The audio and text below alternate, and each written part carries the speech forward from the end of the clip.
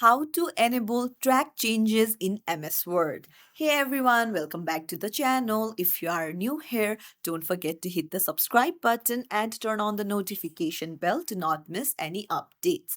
So, do you want to share your MS Word document with others but want to track what changes they have made in your document? Then you're in the right place. Let's dive right in. Open up your MS Word, and then you can see review option at the top. Just go there, and then you can see tracking. Tap on it and then tap on track changes. Now once you tap on it, it will automatically be enabled.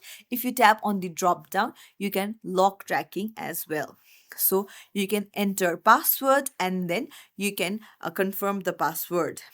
So this will prevent other authors from turning off track changes. So there you go. If you found this tutorial helpful, don't forget to like and subscribe to our channel. Thank you for watching.